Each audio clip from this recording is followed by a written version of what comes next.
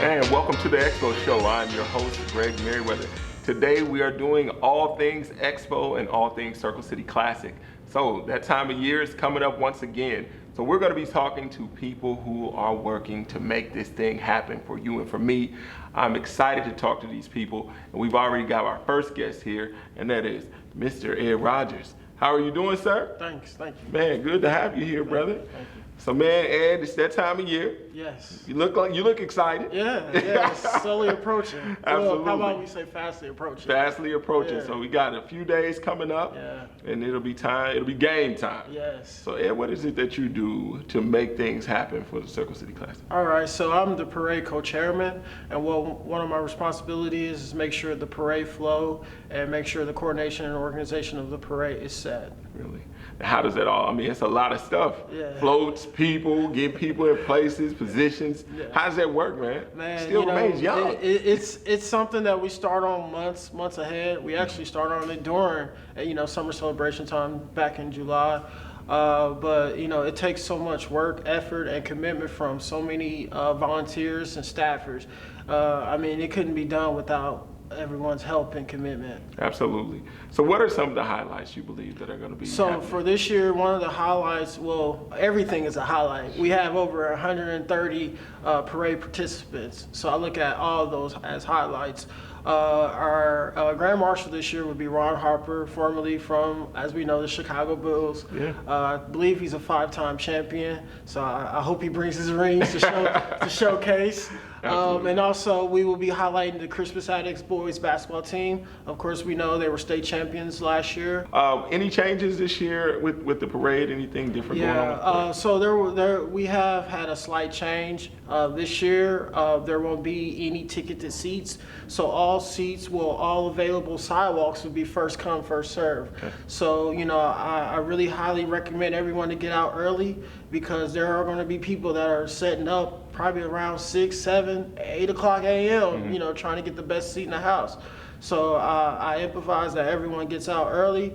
The parade route will start along Pennsylvania, northern Pennsylvania, and go south down Pennsylvania to Ohio, and then west on Ohio, and then up north on Meridian. What would be the main corridor, like that main area where bands may stop, park, and party a little bit? So, when I tell guests who are coming down to the parade, I tell them if you want a good seat, the best seat, and to see all the bands is along Pennsylvania, as well as Ohio. Every seat's a good seat. Sure. And I think all the bands, they do know that there are guests and they know that the attendees will be out, so they try to stop for everyone, but not along the whole route because again it would never end. Yeah. But they try to make sure that they hit on those highly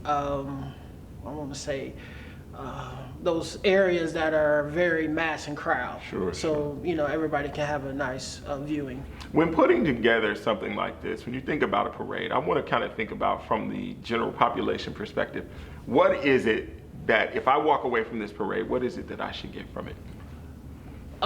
Just seeing all the youth involved in the parade, seeing all the youth that are in the parade, that are part of organizations, that are part of clubs, that are part of schools, showing that lets somebody who's watching know that, hey, I can be a part of this, or hey, I want to be in the band, I want to learn how to play an instrument, so it shows kids and it shows adults as well, like, okay, you could be part of something, you could be part of this, and that's what we like to see, and that's one of the main reasons for the Circle City Classic is to provide youth and show youth of the opportunities that they can look forward to in the future. One of the things that I think about when we have the Classic Parade is just the HBCU experience. Mm-hmm. Is that something that we really are trying to push so that people kind of understand what it feels like to be at a historically black college or university? Yeah, it's something that, again, I wasn't able to attend a HBCU, so I don't really know what it's like to really be down there, but this gives me my experience,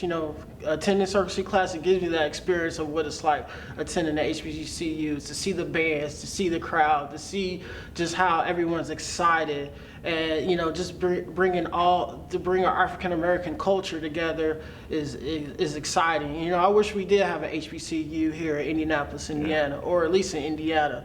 I think that would be great. But it's just the exposure. I love the exposure that we're providing to these HBCUs, because HBCUs have been around for so many years, and even though I did not attend a HBCU, but if it wasn't for HBCUs, I probably wouldn't have had the opportunity to attend a state college like I attended. Yeah. So it's just being able to provide that exposure to the youth who don't know about HBCUs, and providing those opportunities for them to maybe decide, hey, I want to go to a Central State or a Kentucky State, or have them be able to do some more research about HBCUs. So it's just opening someone's eyes and actually opening our ears to the great culture and tradition that HBCUs provide. When this is all put together, and Ed is like, man, the parade is over. Yeah.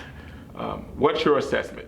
How do you know when you're done that this thing went by well? Just looking at the crowd, man. Yeah. And no matter what may go on internally, just looking at the crowd, looking at the faces, and just looking at everybody dancing and moving is satisfying. Yeah. It's like all the work that we put in, all the sweat and everything. It's gratifying at the end of the day, just to say, wow, we've made some people happy. We've made someone's day, and hopefully this is something that we continue to do, and this is something that people can tell their friends, their families who don't live here, who don't know about Circle City Classic, to come on down. Yeah. And I just hope that one day this could be something that's promoted all throughout the Midwest, and we getting people from East Coast, West Coast, South, and North to come down to join one accord. That's nice.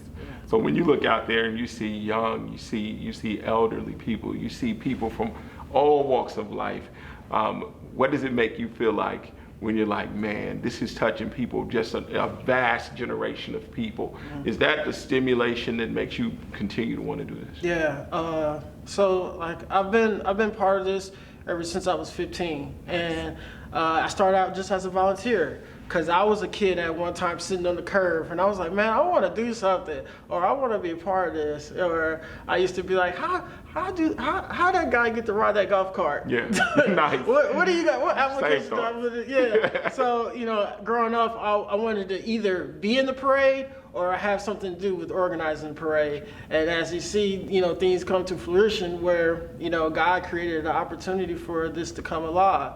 So, hopefully, there will be probably someone that was just like me when I was young, sitting down or saying, hey, I want to be a part of this, and what can I do to, celebrate and cherish this moment that we have. Absolutely. So what time should the people be there? So get down as early as possible. The parade starts at 9:30, but again, get down as early as possible. Streets close at 7 a.m.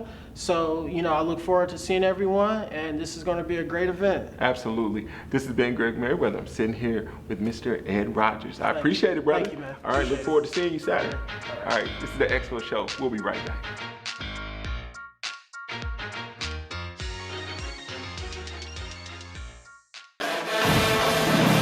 Get your tickets for the 34th Annual Circle City Classic Saturday, September 23rd at Lucas Oil Stadium as the Kentucky State University Thoroughbreds take on the Central State University Marauders. Go to CircleCityClassic.com for more information.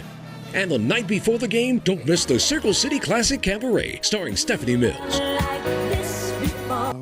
Will Downing along with the SOS Band and Midnight Star this year at the Indiana State Fairgrounds Coliseum. Tickets available at Ticketmaster or at the Indiana Black Expo box office.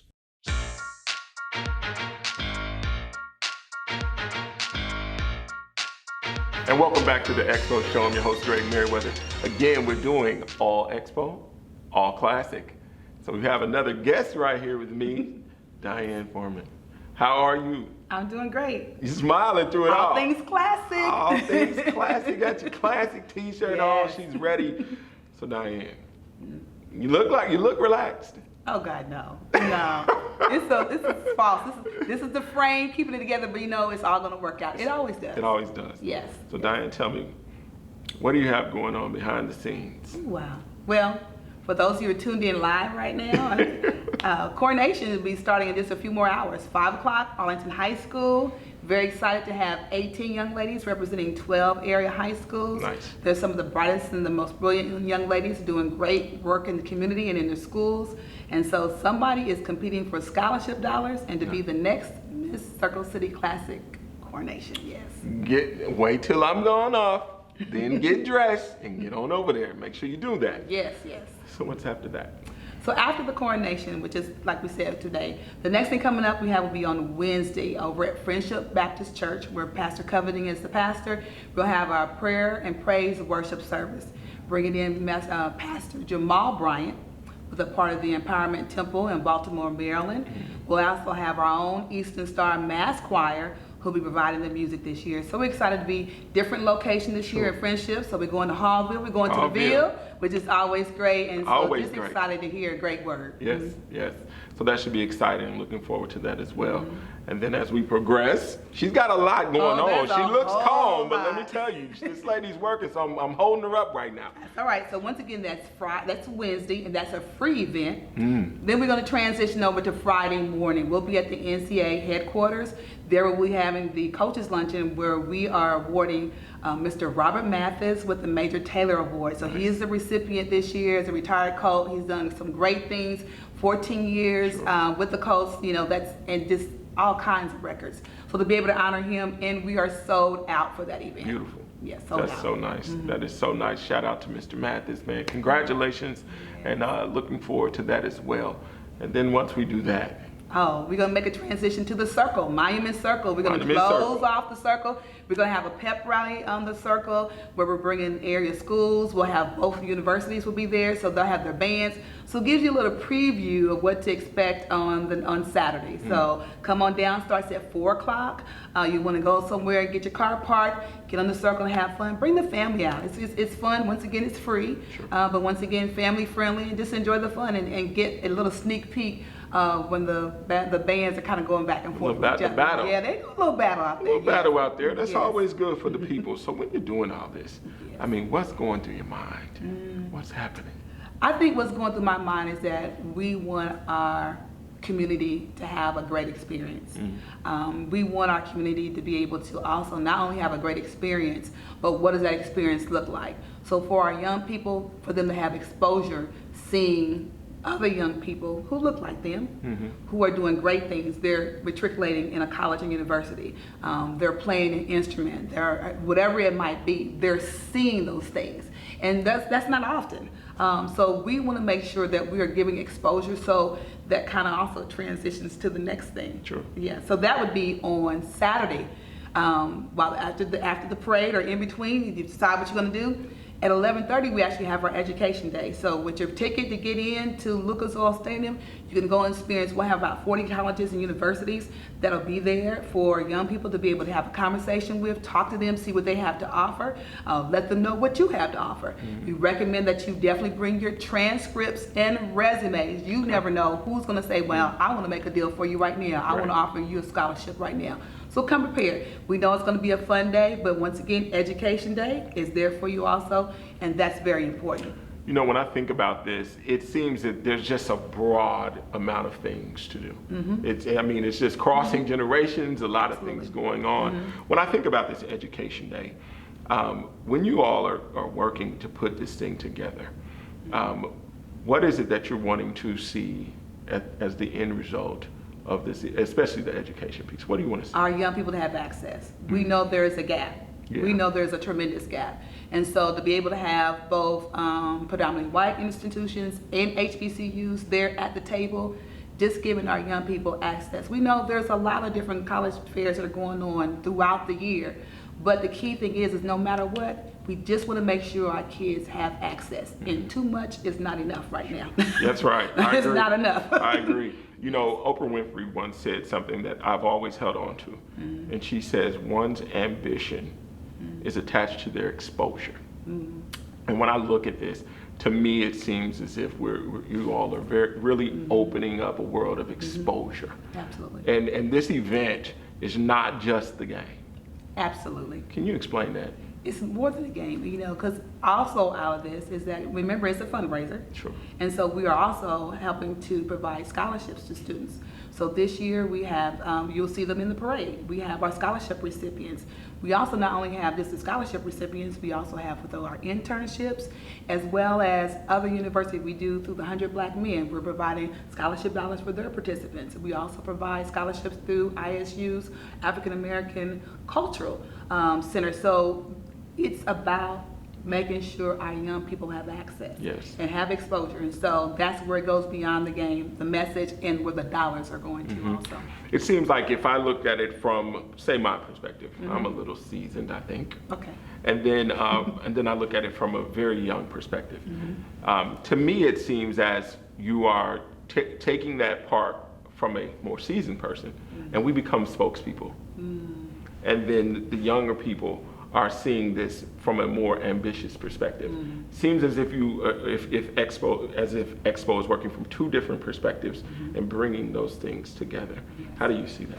What I think is really great is that when you see the different demographics that come in, when you have folks that they are so excited because they get to share in what their experiences were at their college and university with their children or their grandchildren. So Classic is one of those things that goes across generations, goes across families.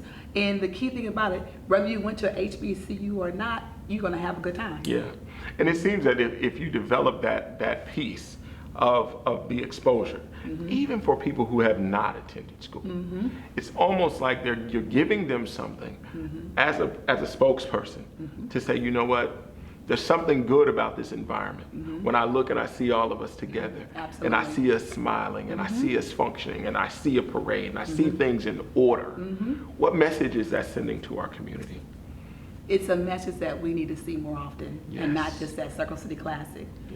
With all the things that are going on in our community, it's a tough time that we're living in, but I think this can be a reminder of what community can look like and what it should look like more days than not. Absolutely. Well, this has been Diane Foreman.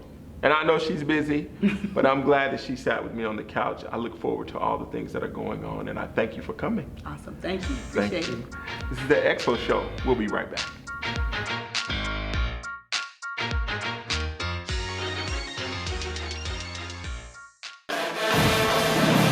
Get your tickets for the 34th Annual Circle City Classic Saturday, September 23rd at Lucas Oil Stadium as the Kentucky State University Thoroughbreds take on the Central State University Marauders. Go to CircleCityClassic.com for more information.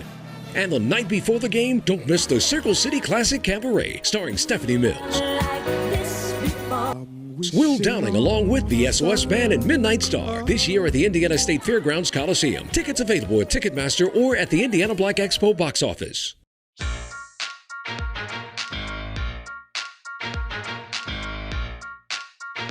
And welcome back to the Expo Show. I'm your host, Greg Merriweather. We are doing all Expo, all Classic. So I got a man sitting here who really needs no introduction. Yes, I do. Give me a big one. I've been knowing this man for a long time, man.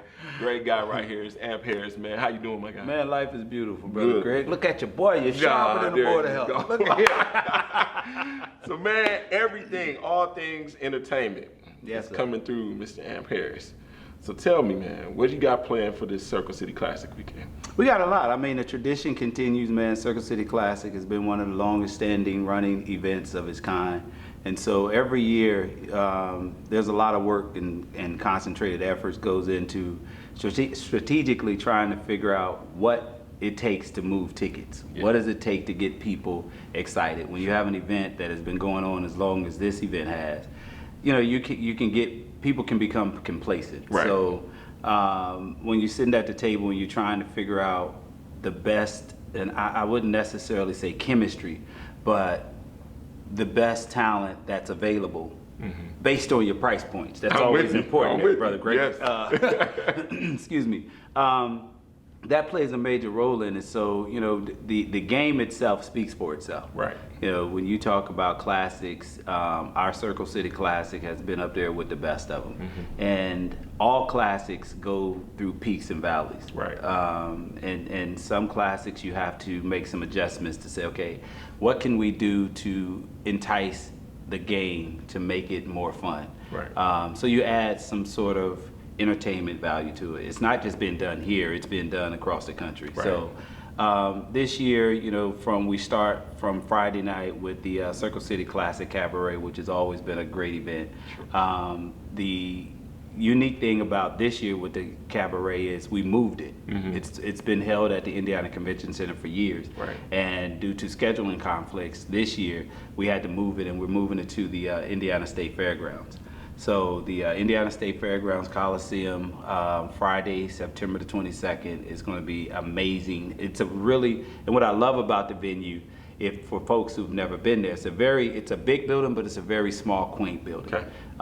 It's only 6,000 seats, Okay. which means that all the seats, every seat in there is a good seat. Yeah, it's not like Lucas Oil Stadium or Bankers Life Fieldhouse, excuse me, where you have this humongous building. Right. And so you could be sitting in section level 2 and you're so far away from the stage. Right. Level 2 inside of the Coliseum at the fairgrounds is a very good seat. So, you know, people are going to enjoy Stephanie Mills this year. They're going to enjoy Will Downing. We've got the SOS Band and Midnight Star.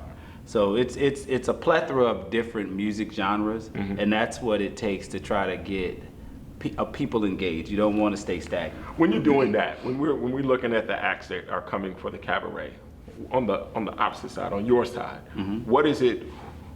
Are you trying to bridge a gap? Are you bringing people from different age brackets? Are you trying, because it looks like, okay, I've got this girl, I got Stephanie Mills, I've got Midnight Star. So are you looking at a demographic, or is it just a thing of saying, you know what, come one, come all, these are things that some people may have grown up on, some people love a lot? What's the draw behind that? Typically, when you think about a cabaret, you think of like an older generation, an older crowd. And when you, again, going back to the history of doing something for as long as you have, the cabaret itself kind of like creates its own demographic. Gotcha. And so what you don't want to do is try to be too creative. Sure. And outsmart yourself. So you kind of stick with the foundation of what has worked. And what has worked is, for the cabaret and its base, is to bring artists in that people are very familiar with, people have grown up with, and then you try to intertwine that and sprinkle a younger demographic artist in there. But this particular show, what we wanted to do, because we were going to a new location, we wanted to try to bring in a Will Downing for the cabaret is very kind of different, because he's a jazzy kind of R&B singer. Sure. But he's a very popular R&B singer, and that is a perfect fit for the cabaret demographic, because most of the people that come to the cabaret are couples. Sure. So, you know, as long as you have your funk inside of there, so that's a Midnight Star, and then you have your laid back music with like a Will Downing, and then you have a world-renowned Grammy Award winner and like Stephanie Mills, who everybody loves her songs and knows her music. Yes. And then you throw in like a SOS, just happens to be an Indianapolis favorite group. They can come back. I think they live here. They might have some residency here. But, but you know, people never get tired of them. Right. And you know, and the biggest thing for me as a promoter when I'm putting shows together, I book shows based on somebody's resume grade. Yeah. I don't book shows based on the popularity of them right now. Like it. Because you might get a popular artist, but when you get them on that stage, they are awful. Right. So the majority of the people that I work with, and when I go after and put shows together, I literally look at, I do research. Either I've seen them live in person, or I can go online and say, okay, let me see if Mary Davis is still with the SOS Band. There you go. And you have all the original members, for the most part, of the SOS Band. Right. All the original members, for the most part, of Midnight Star.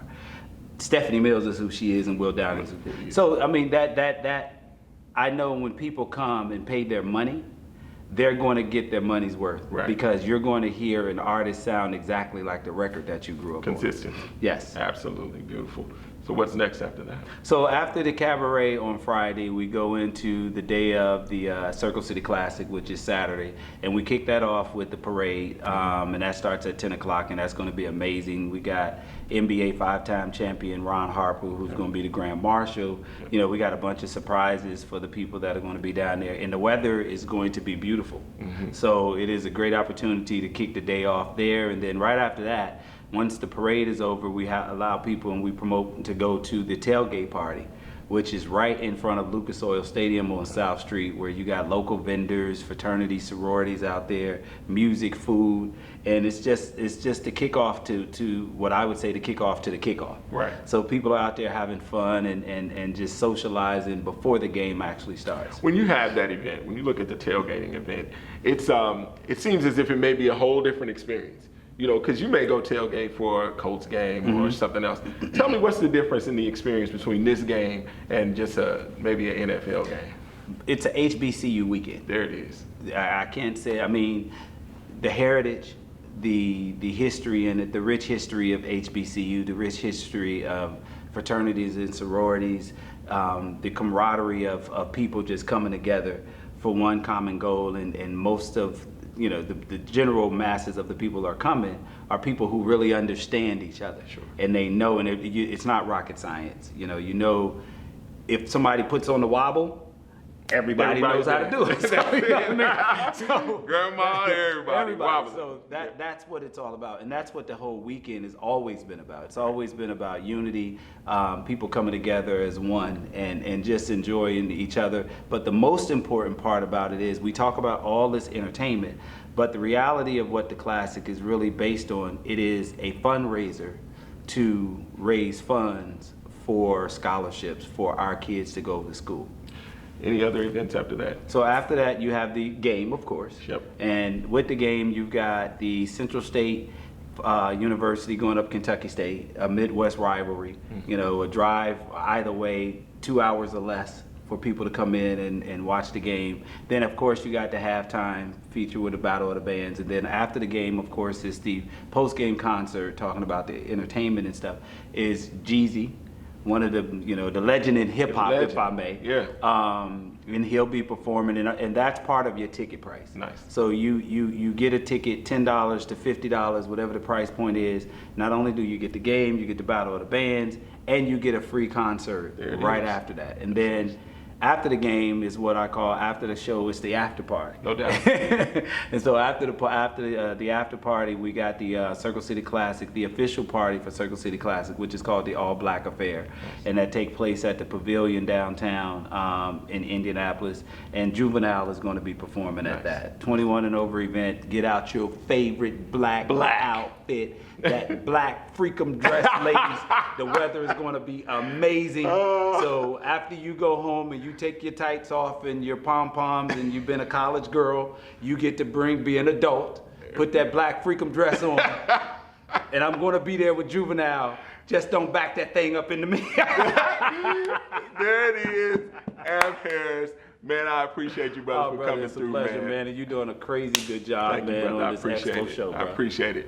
So this has been the Expo show. Make sure you get out, enjoy the events. Make sure you're at the game this coming Saturday, and enjoy every bit of it. It's our people coming together, being us, and doing our thing.